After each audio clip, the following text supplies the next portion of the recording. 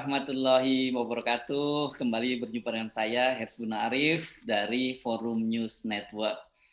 Ini kebijakan dari Menteri Pendidikan, ya, Kebudayaan dan Pendidikan, dan tambah Ristek nih sekarang. Nadiem Makarim ini belakangan ini banyak sekali disoroti, dan ini saya agak terkejut karena ini terakhir ada organisasi pendidikan dari keagamaan, mulai dari yang besar NU, Muhammadiyah, kemudian juga lembaga pendidikan Kristen dan Katolik juga melakukan protes berkaitan dengan BOS. Beberapa waktu yang lalu saya juga teringat itu Muhammadiyah dan NU mengundurkan diri dari organisasi penggerak ini karena ada satu lembaga milik konglomerat yang mendapat bantuan juga sangat besar. Saya akan mengajak Anda ngobrol dengan seorang pengamat pendidikan, Bung Indra Karismiaji. Ya gitu ya, panggilannya Mas Indra saja ya. Indra aja Mas Hersu. Ya, siap. Gimana, sehat Mas Indra? Alhamdulillah sehat, udah Ya. lulus COVID saya jadi udah Oke, oh sehat. jadi alumni COVID ya. Alumni kan gitu. Bukan S1, bukan S1 nggak mau sampai S2 apa S3, ya. S1 aja cukup. Ya, ya. Bukan survivor ya. Bukan penyintas kalau kata KPK, penyintas korupsi. Ya, ya, ya. Oke, Mas Aris, ini Anda kemarin termasuk orang yang ngajukan somasi ya kepada Presiden bersama dengan sejumlah organisasi lain berkaitan dengan sekolah tatap muka. Betul itu ya? Kebetulan sih saya tidak ikut dalam somasinya, tetapi Oke. saya orang yang mendukung supaya saat ini tuh belum saatnya untuk tatap muka. Saya bicara dengan beberapa epidemiolog itu mengatakan bulan depan itu akan naik lagi. Karena di Amerika pun sekarang sedang naik kan gitu. Ya, ya, ya. Nah, kita yang dibandingkan Amerika penanganannya kita jauh lebih buruk, kita memaksakan anak sekolah, nah ini bisa-bisa genosida nanti jadinya kan begitu. Karena tadi Mas Hersu, pengalaman saya sendiri, saya itu udah juga pasti protokol kesehatan banget kan gitu. Tapi tetap kena kan gitu. Dan sekeluarga saya jadinya kena kan gitu. Nah, ini gimana dengan kondisi sekolah kita yang tentunya betul-betul sangat belum tentulah bisa betul-betul dijaga. Itu kekhawatiran kami. Dan kita tahu juga banyak sekali anak-anak di umur di bawah 12 tahun itu yang memang belum boleh divaksin kan sampai sekarang ini. Betul, betul. Apalagi itu tadi yang saya katakan, saya udah divaksin 2 kali aja tetap kena kan begitu. Gimana yang belum divaksin? Dan kalau nggak salah masih di bawah 10% anak yang usia 12 sampai 17 itu yang sudah divaksin, Mas, kan gitu. Guru-guru juga baru 50%. Jadi sebetulnya angkanya masih sangat rendah kan gitu untuk andai kata kita berandai-andai vaksin itu sangat menjaga kita lah kan begitu. Oke, jadi ini makanya Anda tadi dan teman-teman nyebutnya bisa jadi terjadi genosida untuk anak-anak sekolah kita gitu ya. Ya. Ya, ngeri ini. Ada yang angka dari KPAI kan sudah ada 11.000 anak Indonesia yang yatim piatu, Mas. Ada 1.200 guru kita yang sudah meninggal dunia kan gitu. Itu bukan angka kecil loh kan begitu. Itu angka yang besar sekali dan tentunya sekali lagi saya harus mengingatkan pemerintah, tugas pertama pemerintah itu adalah melindungi segenap bangsa dan seluruh tumpah darah. Itu yang paling pertama kan. Oke, jadi artinya ini somasi diberikan pada Presiden, kepada Menteri Pendidikan, dan juga sejumlah menteri yang terkait gitu. Dan tuntutannya yang real apa? Ditunda dulu atau bagaimana itu? Ya, ya artinya jangan dipaksakan lah kalau kondisinya memang belum aman, ya kan? Karena kita tahu kan penanganan COVID di Indonesia eh, rankingnya, peringkatnya kan jauh dibanding negara-negara lain kan begitu. Nah kalau terus anak-anak ini kita paksakan, yang tentunya sangat berbahaya dan berbahayanya kan nggak cuma anak-anak saja, tapi guru-gurunya, orang tua sendiri kan juga juga dampaknya tuh panjang gitu. Betul, betul. Itu yang mohon dipikirkan betul. Ini nyawa itu nggak bisa dihargai kan begitu. Ya, Nggak ada angkanya kan. ya, ya, ya. Bahkan kita sebutkan bahwa menyelamatkan satu nyawa manusia itu sama dengan menyelamatkan seluruh kehidupan, kan begitu ya diajarkan kita ya. Oke, Sepakat, Mas, sepakat. iya, sekarang gini, saya kan sebagai pengamat pendidikan, saya ingin mengajak Anda untuk menyoroti apa saja kebijakan-kebijakan dari Kementerian Pendidikan Kebudayaan di bawah Nadiem ini yang kontroversial. Tapi saya ingin mulai yang terbaru dulu ini ya, berkaitan karena ini ada cukup serius organisasi pendidikan berbagai lembaga keagamaan ya, bukan hanya Islam saja ya, bukan NU Muhammadiyah, tapi Kristen, Katolik juga melakukan protes berkaitan dengan dana BOS. Apa sebenarnya itu yang terjadi itu, Mas Haris? Jadi secara keseluruhan memang dari awal Mendikbud Nadiem Makarim ini menjabat, kayaknya semua kebijakannya itu membuat gaduh kan gitu. Karena memang kita sudah melihat semua kajiannya itu tidak semua kebijakannya tidak menggunakan kajian. Bisa bayangin nggak Kementerian Pendidikan, Kebudayaan, Riset dan Teknologi, tetapi dalam membuat kebijakan tidak pernah ada kajiannya. Karena memang faktanya nggak pernah ada naskah akademiknya, nggak pernah ada dokumentasinya kan gitu. Jadi seakan-akan turun dari langit kan gitu. Nah itu yang bikin selalu gaduh, dan yang paling terakhir ini hari Jumat yang lalu organisasi-organisasi besar penyelenggara pendidikan, ada NU, ada Muhammadiyah, ada PGRI, ada Taman Siswa, ada Majelis Nasional Pendidikan Katolik, ada Majelis Pendidikan Kristen, itu bersama-sama menolak aturan BOS atau bantuan operasional yang baru tahun 2021 ini. Di mana di sana menghapuskan dana BOS untuk sekolah-sekolah yang jumlah siswanya kurang dari 60 di 3 tahun terakhir ini. Nah, kenapa mereka protes? Karena faktanya sekolah di Indonesia itu macam-macam kan gitu. Kalau kita bicara di daerah-daerah terpencil, yang katakanlah melayani sebuah kampung misalnya, ya bisa jadi memang anaknya nggak sampai 60 kan begitu. Karena melayani kampung tersebut. Jadi memang kondisinya seperti itu. Itu yang pertama. Yang kedua, sekolah-sekolah ini juga biasanya identik dengan sekolah-sekolah untuk anak miskin kan begitu. Yang mereka memang justru mereka yang butuh bantuan, bukan yang sekolah orang kaya yang butuh bantuan. Jadi kenapa sekolahnya kecil-kecil seperti ini? Karena memang sekolahnya rata-rata sekolah miskin kan gitu, yang memang justru butuh bantuan. Nah ini kan malah kebalik cara berpikirnya. Dan yang kita kaget lagi justru respon dari Kemendikbud yang mengatakan sekolah-sekolah kecil itu suruh merger aja kan begitu. Bisa baik.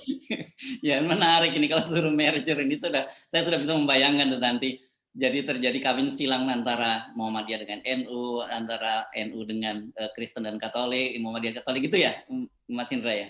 Nah, ya makanya itu aja kan kita sudah bingung, bisa bayangin nggak? Nanti ada muncul SD Muhasius misalnya, Muhammadiyah dan Kanisius, kan kayaknya susah banget kan begitu, karena Iya. bukannya kita tidak mau bersatu ya, tapi kan apa yang nilai-nilai yang diajarkan kan berbeda kan begitu. Artinya kita memang berbeda, bersatunya ya nggak artinya terus di agama jadi disatukan kan bukan begitu, kita tetap punya perbedaannya kan gitu. Nanti ada misalnya di Jawa Barat tuh, di Jawa Barat itu ada sekolah Salib Suci namanya, itu untuk satu Jawa Barat ya, langsung digabung sama Ma'arif NU, masa jadi SMP Salib Ma'arif, kan lucu jadinya kan begitu.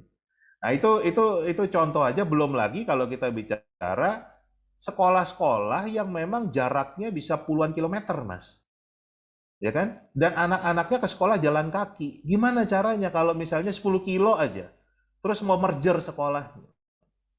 Nah ini kan kita mungkin karena Mendikbud kita belum pernah turun, belum pernah lihat Indonesia itu seperti apa kan gitu. Mungkin beliau karena sekolahnya di luar negeri terus, bergaulnya dengan masyarakat level tertentu terus, jadi belum melihat kondisi Indonesia. Nah, itu yang membuat kita sedih dan kita menolak karena ini sangat diskriminatif gitu.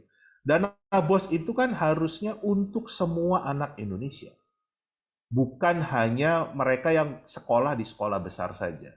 Itu yang kita tolak.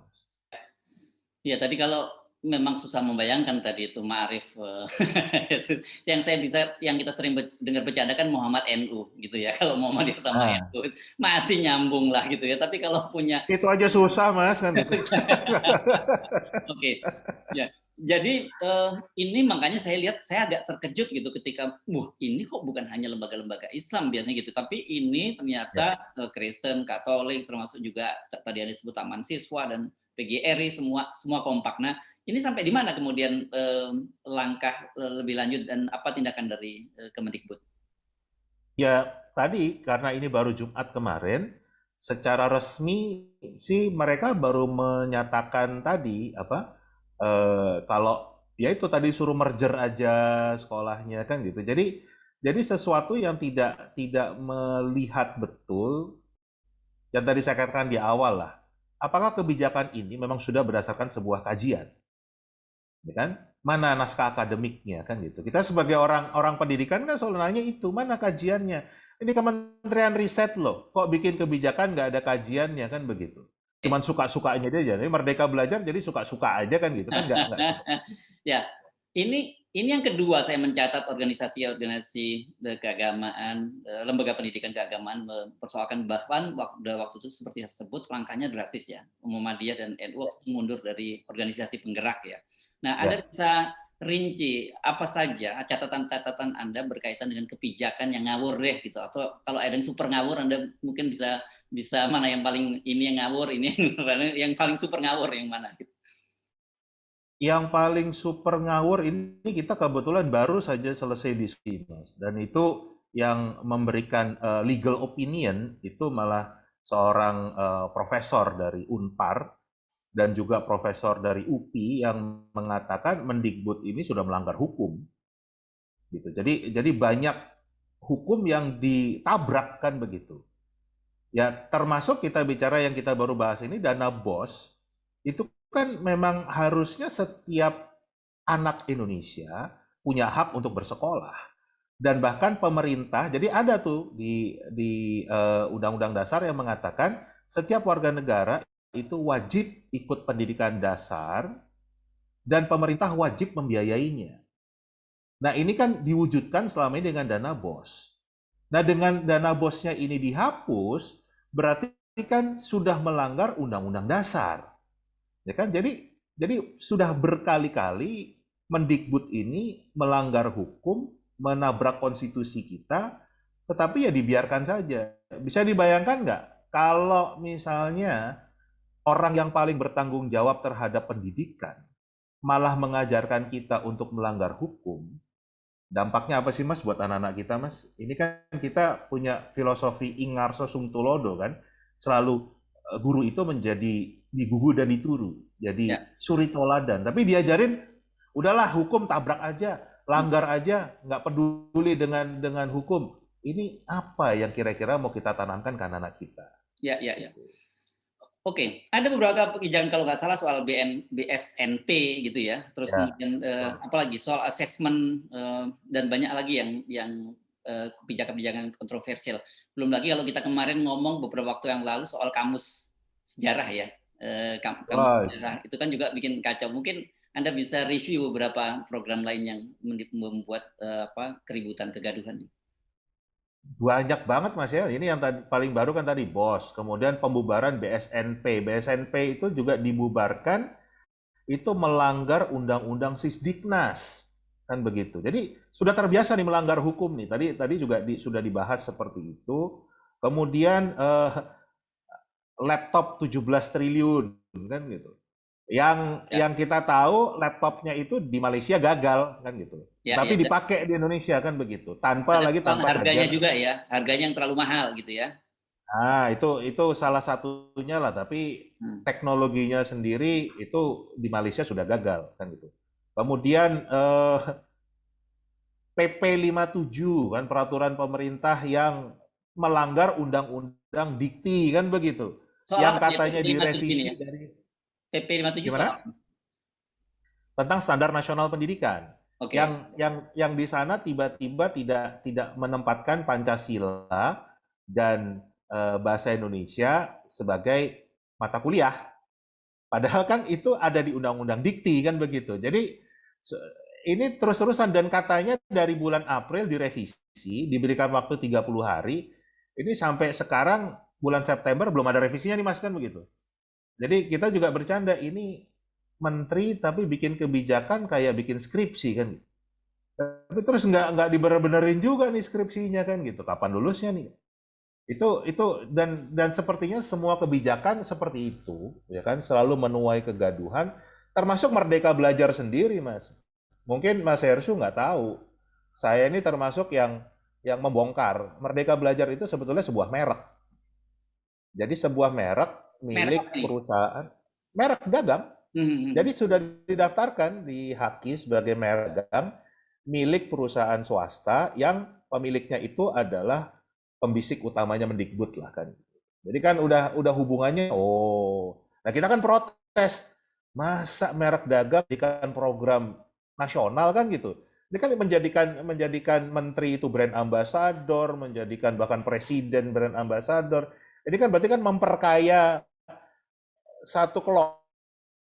Nah kan kita protes. Nah akhirnya sekarang itu dihibahkan ke Kemendikbud. Tetapi ya itu pada dasarnya itu semuanya seperti ini Mas. Ya, jadi kan kita berpikir kapan ngurus pendidikannya, kapan bicara pembangunan SDM unggulnya. Kalau setiap kebijakan sibuk waktunya untuk istilahnya eh, menghadapi kegaduhan ini kan, memadamkan api jadi manajemennya kan, waktu tenaga itu habis untuk memadamkan api karena gaduh terus. Oke, diagnose nih kalau dokter ngomongnya ya. Diagnose Anda apa? Kenapa kemudian terjadi banyak sekali kegaduhan selama Menteri Pendidikan dijabat oleh Nadiem Makarim ini? Satu hal yang sepertinya Pak Presiden itu belum bisa membedakan antara membangun manusia itu sangat berbeda dengan membangun aplikasi. Ya kan? Membangun aplikasi itu cukup diketik aja kan begitu. Sedangkan membangun manusia itu butuh diskusi, butuh dialog, ya kan? Dan itu yang tidak dimiliki oleh Mendikbud yang sekarang. Jadi boleh dikatakan skill setnya dia untuk membangun aplikasi mungkin bagus, tetapi untuk membangun manusia sepertinya kompetensinya bukan di sana. Nah ini sangat riskan kalau kita menempatkan orang yang tidak memiliki kompetensi menangani bidang yang sangat penting ini. Itu kan terlihat Mas.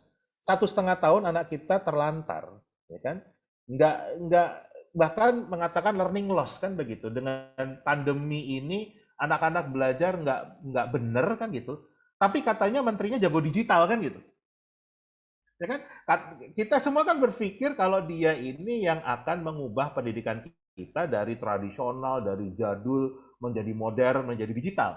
Tapi kan malah didorong untuk tatap muka kan begitu. Jadi program digitalisasi yang triliunan tadi kemana? Itu kan tanda tanya kita. Jadi sebetulnya kompetensi beliau di mana sih? Itu diagnosa saya. Oke, padahal sebenarnya dengan background beliau itu dalam situasi pandemi ini justru dia yang paling harusnya paling mampu menjawab tantangan itu ya. Kita semua berpikirnya kan begitu, Mas. Kita semua berpikir bahwa oh ya ini justru malah saat paling tepat untuk menunjukkan kehebatan beliau karena orang yang paling paham tentang digitalisasi kan. Tapi kan ternyata tidak kan gitu. Berarti memang kompetensinya bukan membangun manusia kan begitu. Ya tempatkanlah kalau memang saya ketemu orangnya sih memang beliau cerdas ya kan begitu. Tapi mungkin kompetensinya bukan di bidang ini kan begitu. Ya tempatkanlah beliau di bidang yang tepat dan tempatkanlah urusan pendidikan ini untuk orang SDM yang tepat juga. Oke, tetapi kan kalau Anda sampai menyatakan katakanlah ini bukan the right man on the right place gitu ya. Tetapi justru kalau kita lihat kemarin baru selesai reshuffle kabinet malah ditambahin tugasnya dengan Menristek. Artinya kan Pak Jokowi menaruh kepercayaan penuh gitu dan berarti bahwa ya memang Pak Nadiem ini orang yang sangat tepat di bidang itu. Ya, itu juga yang kita bingung kan gitu. Itu dasarnya apa? Tapi ya kembali sih kan begitu. Beberapa hal yang kelihatannya tadi kan kita bicara suri toladan ya kan gitu. Suri toladan yang ditunjukkan oleh Mendikbud kita ini Saya nggak tahu sudah dicek belum. Ini jangan-jangan sekarang kalau kita lihat medsosnya kepala sekolah nih, Mas Hersu, jangan-jangan kalau mau dipindah dia terus selfie sama ketua DPRD misalnya kan begitu. Karena dikasih contohnya gitu tuh Mas kan gitu. Mungkin itu yang bisa dicontoh, tapi kalau pembenahan kualitas pendidikan sendiri nggak ada, malah semakin turun, semakin Ya, nyungsep pendidikan kita. bukan dengan ketua DPD daerah setempat, partai setempat gitu. Ya antara itulah ketua DPD, DPRD kan gitu. Pokoknya kalau mau Ya, ya. dipindah, oh menterinya ngasih contoh gitu deh kan. Oke, nah dengan evaluasi Anda selama ini apa kira-kira yang Anda bayangkan yang dikhawatirkan sebagai pengamat pendidikan dengan situasi semacam ini terhadap output dari anak-anak, bukan hanya output ya, nanti output dan outcome dari anak-anak didik kita. Bencana demografi, Mas. Jadi impian kita dapatkan nanti adalah bencana demografi. Artinya kita punya warga negara yang usianya produktif, tapi nggak ada yang mampu bekerja, nggak punya kompetensinya, ya kan? Bahkan kalau kita hubungkan dengan katakanlah omnibus law, ya, terlepas dari kontroversinya. Kalau kita ambil positifnya lah, omnibus law itu kan berarti membuka kesempatan untuk perusahaan asing membuka usaha di Indonesia kan. Pikiran kita artinya kan membuka lapangan kerja kan. Tapi sekarang kalau SDM kita nggak ada yang masuk kualifikasi, ya kan? Akhirnya yang direkrut oleh perusahaan asing ini malah warga negara asing. Kan? Dan itu sudah kita lihat terjadi sekarang kan, gitu. Bahkan yang di level pekerja kasar pun sudah ngambil dari luar negeri kan begitu. Nah itu ya nanti bencana demografinya di sana mas. Gitu. Dan tanda-tanda semacam itu udah mulai kelihatan sekarang ya. Wah di mana-mana mas kan Mas Hersu juga sering ngangkat kan begitu di mana-mana sudah itu kita bicara bukan white collar ya, bukan pekerja yang memang teknis dibutuhkan, itu banyak pekerja kasar mas, pekerja tambang misalnya kan begitu, itu sudah ngambil dari luar negeri karena mungkin ya dianggap warga negara kita nggak kompeten untuk hal yang seperti itu saja, tidak kompeten kan gitu ya, karena juga ditelantarkan kan, urusan pendidikannya tidak diurus dengan baik. Oke, jadi apa yang bisa dilakukan oleh teman-teman yang concern terhadap dunia pendidikan ini? Kalau ternyata presidennya itu percaya banget nih sama Menteri Pendidikannya sekarang, walaupun tadi Anda nyebut kebijakannya ada yang ngawur, bahkan sampai super ngawur.